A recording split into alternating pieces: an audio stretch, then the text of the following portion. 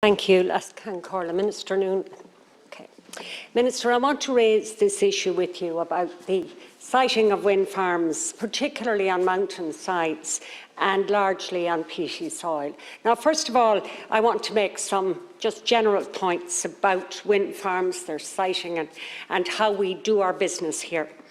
But I do particularly want to focus in on two specific proposed wind farms, one at Dua Mountain near Lisnagrove, Manor Hamilton in County Leitrim, and the other close to the top of Curry Mountain, which is near Dromahair in County Leitrim. Now, first of all, Minister, we're still awaiting the publication of the new wind energy guidelines. These were signed off by Minister Coveney and former Minister Naughton in 2017. And we were told, though we haven't seen them, that those guidelines give due regard to local communities and individual families within the vicinity of turbines. Now, these new standards, we know, were opposed by vested interests, but these new guidelines would effectively mean that, in line with the WHO standard, a turbine louder than a bird would be shut down. Now, 4.5 years later, Minister, these standards have not been implemented. We are now told that the noise aspect is again under review. In my opinion, that's simply being done to allow vested interests submit planning under the 2006 guidelines, which are hopelessly out of date, without having to adhere to these WHO standards. Minister, how often do we hear, quite rightly, minister after minister coming into this House and telling us, follow the science, follow the WHO guidelines? Why are we not following those guidelines when it comes to wind turbines? Minister, I'm also speaking of turbines 185 metres high. And given that many of them will be placed on mountain sides, they'll be among the highest in Europe and in Ireland, some of them at 300 metres above sea level. These are monsters. They're twice the size of the Statue of Liberty and 50% taller than the Dublin Spire. No matter how far you put back your head, you couldn't see the top of them. Now, this morning, the Taoiseach, in answer to a question from former Minister Naughton, said that we need wind energy on and offshore, and he's right. But in truth, would he, would you, would I be happy with a 185-metre monster towering over your home on the side of a mountain, well less than 1 kilometre away? Thirdly, I raise the issue of the fact that certainly on Curry Mountain, Culture says in their EIS study that the site is predominantly blanket peat overlying glacial subsoil, with depths of somewhere between 0 and 6 metres of peat, averaging over 2 metres. 30% of this site is very steep, with streams from there entering the bonnet. Last weekend, Minister, we were in Drumcairn with Minister McConalogue at the site of the Shas Mountain landslide, and everybody agreed there will be more landslides because of heavy rains and forestry plantations.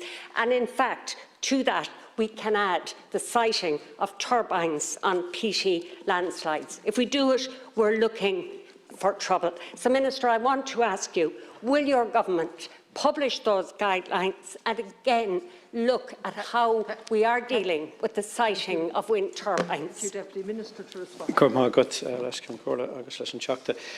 want to thank Deputy Harkin for raising this issue. Under the Planning and Development Act 2000, as amended, all forms of development, unless specifically exempted under the Act or associated regulations, require planning permission.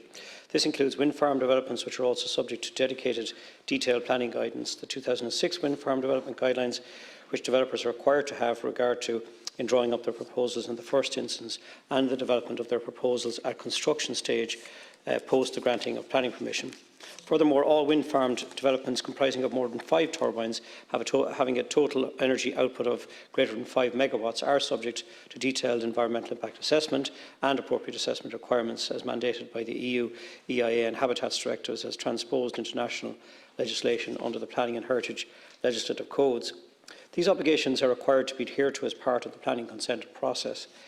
The 2006 Wind Energy Development Guidelines are particularly important in offering advice to planning authorities on planning for wind energy through the development plan process, for instance in determining appropriate areas or locations in the local development plan where wind farm development may be considered, as well as in subsequently determining applications for planning permission. It is acknowledged that peatlands in particular can be damaged by inappropriate siting of wind energy developments and associated infrastructures, including the construction of new or improved access roads.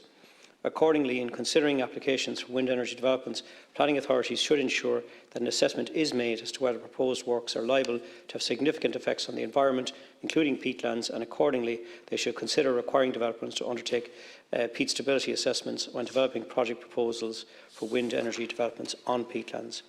With regard to the construction phase of wind energy developments, the guidelines outline a number of measures to minimise impacts on peatlands, including minimising habitat disturbance and hydrological disruption. These measures would generally include undertaking a thorough ground investigation, including hydrogeological investigations where appropriate, and a detailed evaluation of the nature of the peat and associated risk of instability during construction or operation of the wind farm, avoiding construction in wet areas or easily eroded soils, avoiding the excavation or blocking of drains where possible, constructing roads to take the required vehicular loadings, having regard to overall stability, and undertaking a geotechnical analysis to identify the optimum location for each turbine, and also placing and storing of excavated material to ensure it does not give rise to slope or site instability.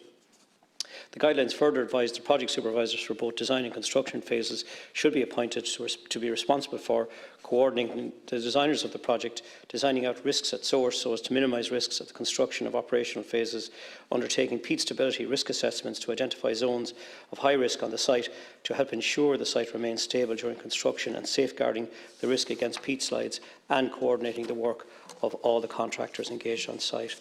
Notwithstanding the detailed advices outlined in the guidelines, there have unfortunately been a number of well-publicised peat slides incidents over the last 12 years or so. Derry Bryan in County Galway, Meanbog and Donegal in late 2020.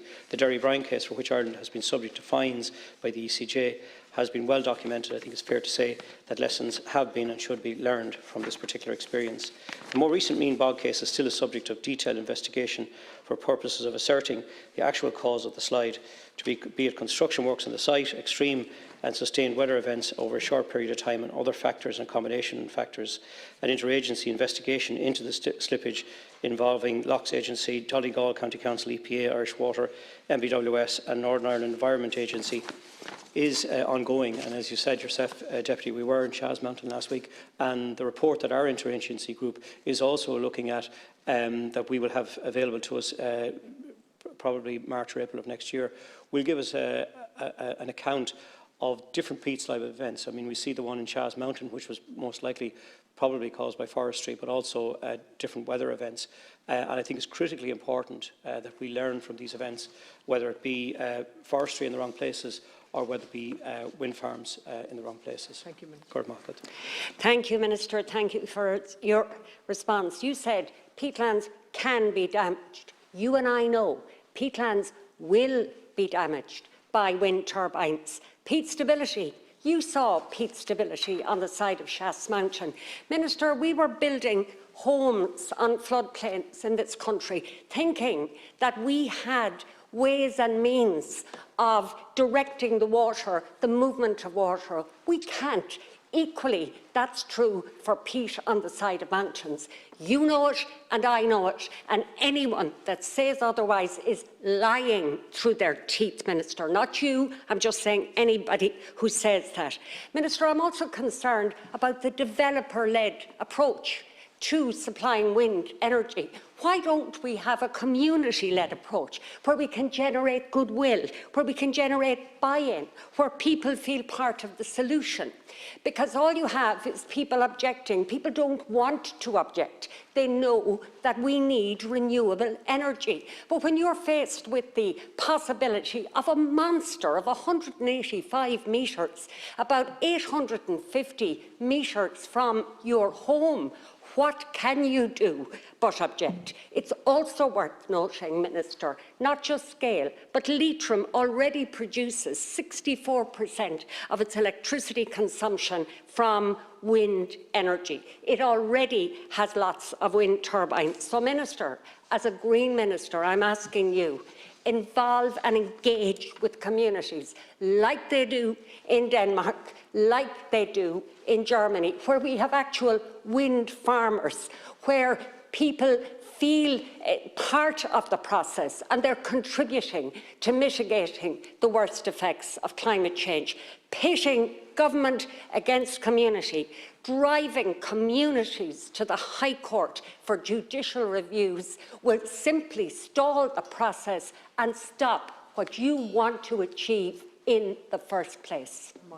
I agree wholeheartedly with Deputy Harkin, and just to say that our department is currently undertaking a targeted review of the 2006 Wind Energy Development Guidelines, and in line with the programme for government is committed to concluding the review of the guidelines as soon as possible, with a view to striking a better balance between matters of importance to local communities and the need to invest in indigenous renewable energy projects, having regard to our challenging renewable energy targets in the context of our EU commitments on climate change objectives.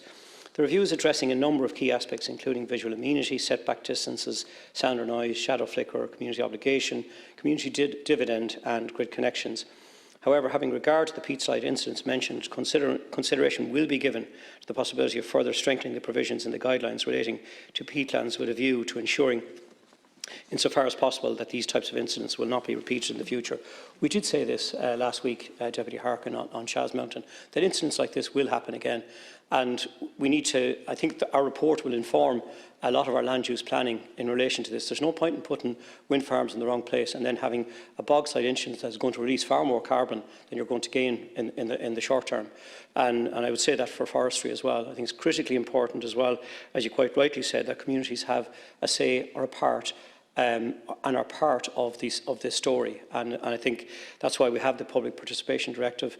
That's why we are signatories to the Aarhus Convention. And I think that public participation element of it needs to happen at pre-planning, well before any of these projects are put forward.